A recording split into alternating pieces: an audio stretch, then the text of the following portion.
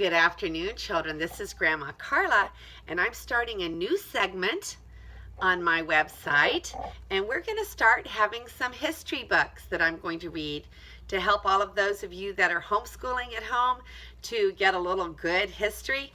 And this one is called The Story of the Pilgrims.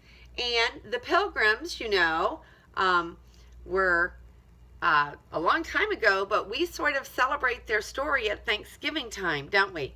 So since Thanksgiving is coming up, I thought this would be an excellent time to start reading to you the story of the Pilgrims. And this is an excellent collection that is put out by Christian Liberty Press.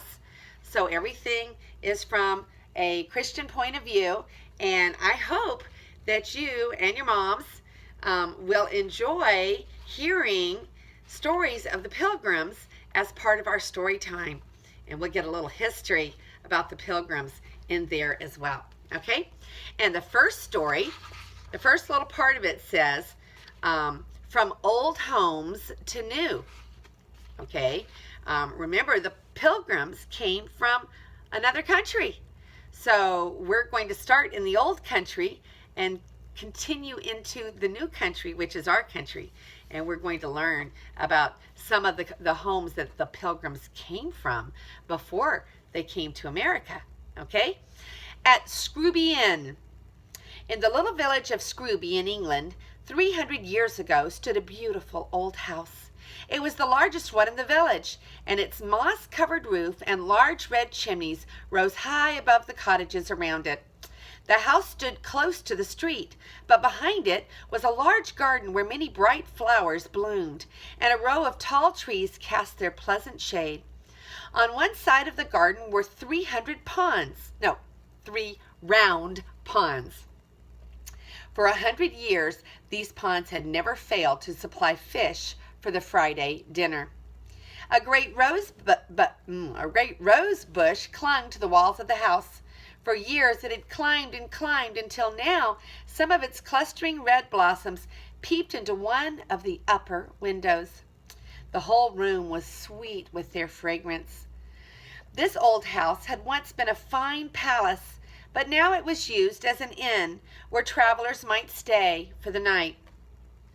In the stables beyond the garden, there were some horses that belonged to the king. When his messengers carried his letters to the North Country, they always stopped here to change horses and rest for an hour. Only a few miles from Scrooby was a famous old forest. Every child in the village knew the story of Robin Hood and his merry men who had once lived in this forest. They had often played Robin Hood. It was the game they liked best of all. There's a picture of the kitchen at Scrooby Inn. It says a busy day at Scrooby Inn, where they take care of travelers. Once, a party of the king's friends who were going to the forest to hunt had stayed all night at the inn. This was a time always remembered by the children who lived in Scrooby Inn.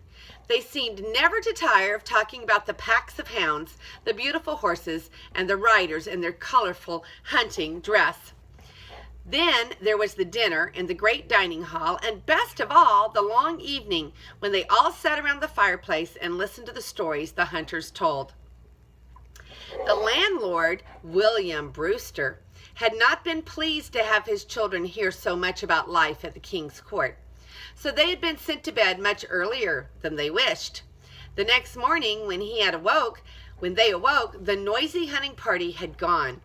Had they really been there at all? Was it not all a bright dream? One June morning, Jonathan Brewster brought into the garden the new boat he had just finished. He was going to sail it upon the fish pond. His little sisters, Fear and Patience, stood near watching the tiny boat make its first trip across the pond. Fear held in her arms a small wooden doll, very ugly, but very dear to the little mother. Jonathan wanted the doll for a passenger, but Fear would not put her baby in the boat until she was sure it would not tip over. The little ship had hardly touched the other side when a distant sound made the children spring to their feet and listen. Again, they heard the long, clear sound of the bugle. "It is the king's messenger! Run and tell Henry to get out a fresh horse!" cried Patience. But Jonathan was already far down the path, calling the stable boy as he ran. Patience drew the forgotten ship out of the water and ran into the house to tell her father. There the children are playing, about to put the ship in the water, and Jonathan wants little Fear's doll to put in the boat, but she's not so sure about that. And then they hear the hunters coming. There was a high stone wall around the house and garden, and just outside the wall, a ditch filled with water. The bridge over the ditch might be drawn up so that none could cross, but this was not often done. When Master Brewster came out to unlock the great iron gate, Patience and little Fear were close at his side. They always felt afraid of the tall messenger who looked so stern and said so little, but they loved to hear the clatter of swift hooves and to see horse and rider dash through the gate into the yard. They had not long to wait. Again the sound of the bugle was heard, very near this time. Another minute, and into the village street galloped the beautiful black horse, bearing the king's messenger. The stable boy ran to meet him at the gate and held the horse's head while the man sprang to the ground. "I have a message for you, Master Brewster," he said. "Queen Anne, with her knights and ladies, journeys from her home in the north. They will rest for the night in your house."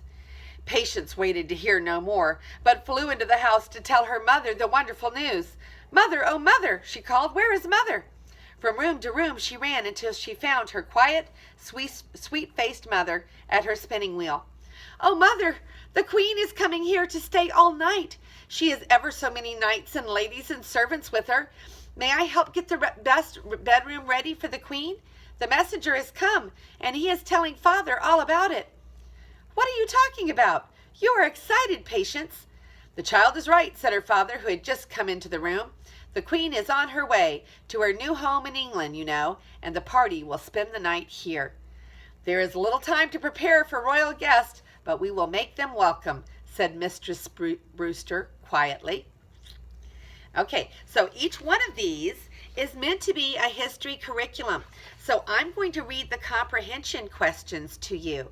And that way, if your mother wants you to, you can write a little paragraph that's going to answer these questions, and it can be your history assignment for the day. What had this beautiful old house been before it was used as an inn for travelers? Why were some of the king's horses kept in the stables? What did the children enjoy most of all about the hunting parties stopping in at the inn? Okay, I'm going to read them one more time. Number 1, what had this beautiful old house been before it had been used as an inn for travelers? Number 2, why were some of the king's horses kept in the stables? And number 3, what did the children enjoy most of all about the hunting parties stopping in at the inn? I really enjoyed that story. Sometimes we forget that life was much, much, much different many years ago when the Pilgrims came to America. So this is telling a little bit about the old country. Okay, so next time we'll read about a royal guest. This is Grandma Carla with History Stories.